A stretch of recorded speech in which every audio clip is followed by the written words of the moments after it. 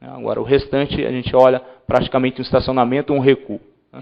Algumas nem dá para botar número após o zero, que é o caso da habitação e saneamento. Não tem nem significância estatística. Bom, aí quando eu olho, se tem essa limitação, se o orçamento cresceu mais do que isso, eu não trouxe aqui os gastos de investimentos. Há uma forte ampliação também dos gastos com investimentos, puxado pelo PAC nos últimos anos, ou seja, canalização de recursos para o PAC. Outro aspecto é os gastos na área da esfera financeira, ou seja, você tem de 2004 a 2007 uma participação nada desprezível, uma transferência de recursos para a despesa financeira, se eu somar os 4 anos, de 800 bilhões de reais. Ou seja, eu tenho, nesse período, pelo menos, o valor médio aí é metade de um PIB transferido para o setor financeiro da economia. Em 2007, por exemplo, 236 bilhões de reais. Eu estou botando aqui na conta apenas o que sai em cash, em recurso efetivamente pago. Tem toda uma outra parte do orçamento que é chamado refinanciamento. Quero chamar a atenção que é, inclusive, a parte que mais cresce para o orçamento do próximo ano, que é o refinanciamento de títulos. Alguns analistas, alguns economistas falam, isso não tem a menor importância que apenas rolagem contábil. É uma vírgula. E significa que o Banco Central e a Secretaria do Tesouro Nacional diariamente estão submetidos a um teste com o mercado financeiro. E nesse momento de crise mundial na esfera de finanças, significa para rolar esses títulos eu exijo cada vez um preço mais alto, ou seja, taxa de juros mais elevada, que impõe condicionalidades e controle sobre o orçamento público brasileiro por parte do mercado financeiro. E além da transferência concreta de recursos que já está em torno representa um terço do orçamento. Já representou mais, menos, mas a média desse período é 28,55%. Bom, um outro aspecto relevante no debate sobre a Seguridade Social e na área que a gente acompanha mais de perto, diz respeito ao controle desses recursos. A gente falou ali que aumentou os recursos para a área de assistência social e de previdência, sobretudo. Mas o que desses recursos tem passado pelos conselhos, pelos fundos? Como é que está a transferência, por exemplo, de recursos da assistência social? O que passa pelo Fundo Nacional da Assistência Social? Uma vez que uma das determinações da Lei Orgânica da Assistência Social é que a execução de recursos da assistência social passe pelo Fundo Nacional da Assistência Social. Por exemplo, na Previdência Social, o que passa e na saúde? Vocês vão perceber que há um decréscimo, sobretudo na área da assistência social, do que passa pelo Fundo Nacional da Assistência Social. Isso aqui tem um gráfico que eu acho que facilita mais a nossa visualização. Se eu pegar aqui essa primeira linha de participação, o Fundo Nacional da Assistência Social chegou em 2002 a controlar 73% dos recursos da assistência social. Isso foi 60% em 2007. Isso porque o grande programa, um dos grandes programas, que é a transferência de renda sob condicionalidade, não passa pelo Fundo Nacional da Assistência Social. Os 10 bilhões de reais gastos com Bolsa Família não está submetido ao controle do fundo. Ou seja, aí nesse gráfico essa ideia é melhor divisão, ou seja, essa parte vermelha é o Fundo Nacional da Assistência Social, se percebe que o azul é o da saúde, que grande parte dos recursos passam sobre o controle social. Já foi mais alto em 2005, 92%, em 2007, 88%. Na Previdência tem se mantido em torno de 75%. A Previdência é um fundo atípico, é um fundo criado pela Lei Complementar 101, ou seja, a Lei de Responsabilidade Fiscal, que determinou a criação do fundo. Não tem maiores normativas, legislações, estabelecimentos. Simplesmente o recurso que é usado para o pagamento dos benefícios de aposentadoria e outros auxílios da Previdência Social. Bom, então, só para pontuar, duas limitações concretas no controle social do orçamento público, para a gente ter a pontuação, para a gente não perder um pouco a fala. A primeira, parte é comprometido com a esfera da política econômica e financeira. Ou seja, há um repasse concreto do orçamento público para a esfera financeira, sem qualquer controle social, inclusive sem poder fazer emenda num parlamento que possa alterar essa situação.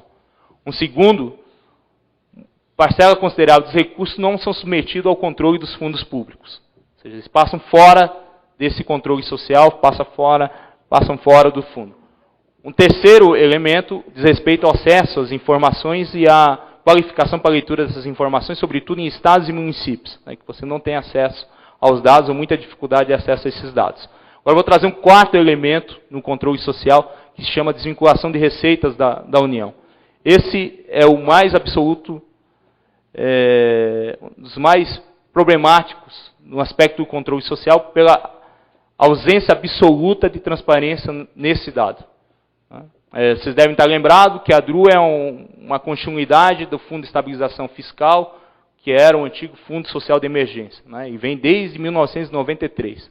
A Constituição vai fazer 20 anos, a desvinculação dos recursos vai completar 17 anos ao seu final no governo Lula. Ou seja, temos pelo menos 14 anos de desvinculação de recursos das áreas sociais para a composição do superávit primário do governo. E aí tem um problema. O Fundo Social de Emergência, que tinha a mesma função, ele tinha uma facilidade de controle, porque ele era um fundo no sentido estrito. Ou seja, ele era desvinculado das receitas, por exemplo, da Seguridade Social, e votava no orçamento como Fundo Social de Emergência. Os analistas de orçamento, que acompanham, quem faz controle social, quem faz pesquisa, conseguiam identificar. Opa, saiu 100 como Fundo Social de Emergência, ou como Fundo de Estabilização Fiscal, e votou aqui 50. Então, eu sei que metade do recurso votaram. A DRU não. A DRU ela não tem qualquer natureza de fundo ou contábil. O recurso não chega nem sequer na área. Ele é desvinculado antes e é misturado no orçamento. Quero chamar muita atenção disso, porque é uma grande confusão, inclusive na elaboração da lei orçamentária anual. Que a lei orçamentária anual ela é encaminhada com déficit na Seguridade Social por conta dessa confusão. Ou seja, que não é, obviamente, sem querer, né? Uma confusão extremamente proposital para justificar apropriação, privatização na área da previdência, de saúde e da assistência social. Né? Ou seja, você tem o retorno desses recursos desvinculado na qualidade de fonte 100. Fonte 100 na identificação do orçamento são chamados recursos ordinários. O recurso do orçamento fiscal. É o que o governo fala, que é o orçamento fiscal que está transferindo recursos para a Seguridade Social. Se vocês olharem, tiverem paciência de ler a peça, proposta de lei orçamentária, está no Congresso, diz lá, Seguridade Social terá um déficit de 35 bilhões de reais em 2009, a ser coberto com recursos do orçamento fiscal. Nem momento diz quanto vai ser desvinculado de recurso daquelas contribuições que são exclusivas da Seguridade Social. Eu fiz esse levantamento lá para o INESC, mesmo com o fim da CPMF, ainda sobram de recursos na Seguridade Social, pagando todas as suas despesas, 5 bilhões de reais. Depois de arrecadado o que é indevido, o que é apropriado no orçamento, sobrariam ainda 5 bilhões de reais. E é canalizado por orçamento fiscal 40 bilhões de reais, na qualidade da DRU. Mas essa conta não estava, eu montei, tive que fazer, né?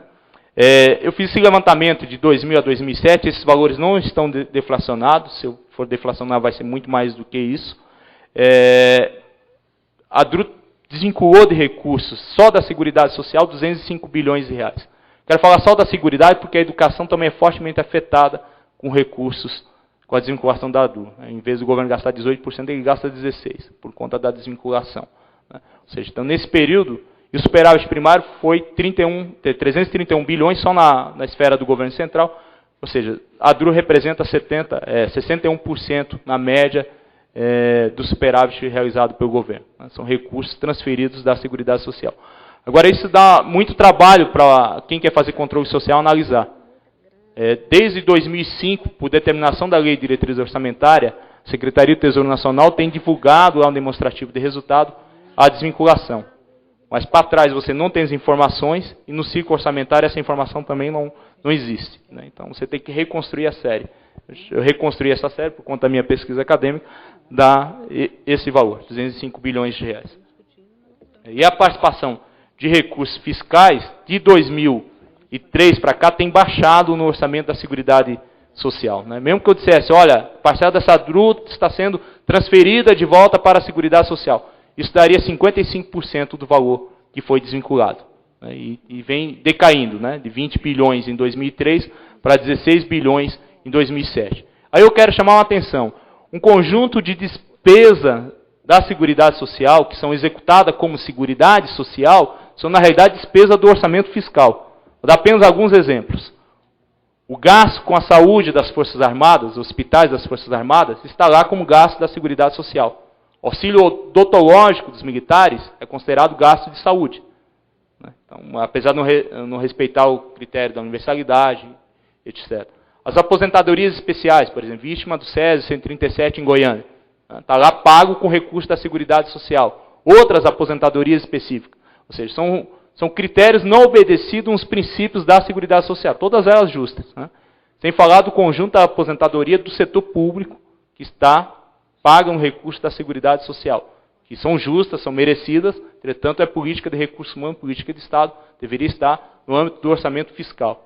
Assim como nos gastos da assistência social. Se eu for começar a elencar auxílio, creche de servidor público, vou olhar assistência social, agora classificado. Ou seja, então é um orçamento inflado no orçamento da Seguridade Social com outras despesas que não são dela. Na verdade, teria que transferir muito mais recursos para arcar com essas despesas. Apenas para dar esses elementos para vocês. Por último, eu acho que um grande desafio para quem discute orçamento também é entender esse financiamento dele. Por exemplo, só uma Seguridade Social. Quem é que financia a Seguridade Social? Essa Seguridade que transfere 40 bilhões de reais para o superávit primário. São recursos arrecadados de trabalhadores e dos mais pobres da sociedade brasileira. Se eu pegar os tributos indiretos, consumo, a COFINS, que é a reforma tributária que é extinguir e não botar nada em troca, representa 60% desse financiamento da Seguridade Social. Ou seja, são tributos indiretos. O único tributo arrecadado sobre a renda do capital, que é a contribuição social do lucro líquido, ela representa apenas 7% do orçamento da Seguridade Social. Ou seja, apesar de ser dever da sociedade, do Estado, aquele princípio está estabelecido na Constituição.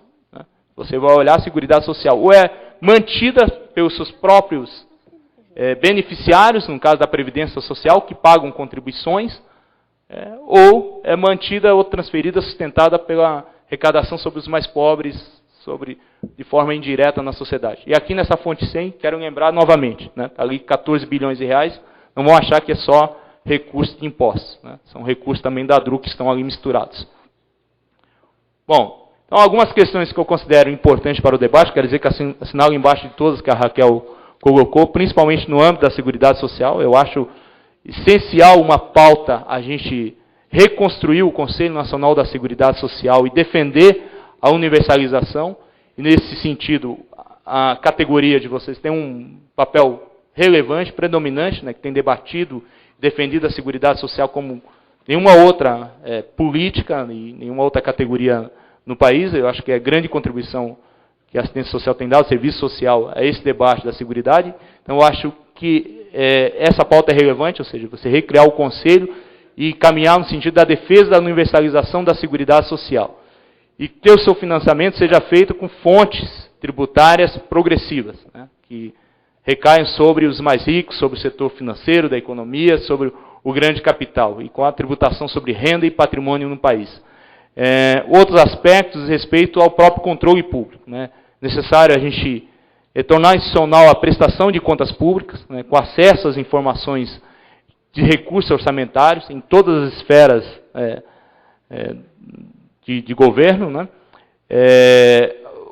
Outra questão importante que a gente tem que olhar sempre que a gente está falando de controle social é em que medida os gastos orçamentários atendem a esse dever constitucional naquela primeira transparência, ou seja, legal e respeitar, do Estado e respeitar e efetivar direitos, ou seja, qual é a quantidade de recursos, de gastos, será que a gente vai ampliar os 4% ou os 12%, incluindo a Previdência, para a efetivação de direitos no país? O nível de detalhamento dos documentos governamentais, que informam sobre a situação das finanças públicas. É necessário que esses documentos sejam públicos. É necessária a disponibilidade de séries estatísticas. Tem algumas prefeituras de Estado que disponibilizam informações orçamentárias, mas você não tem série, os arquivos estão em PDF, você não tem nenhuma forma de trabalhar sobre os dados, nem comparar os dados. Então, isso é uma questão fundamental. Além disso, a sociedade civil tem que participar de todas as etapas da elaboração do orçamento público. Eu falo de todas as etapas que não se limitam ao Poder Legislativo. É fundamental na definição da política e na definição da proposta orçamentária que sai do Poder Executivo a participação da sociedade civil. E a sistemática prestação de conta do Poder Legislativo ao movimento social, à sociedade civil organizada. Enfim, eu acho que essas são questões das mais relevantes para a gente pensar sobre o controle social do orçamento público, né?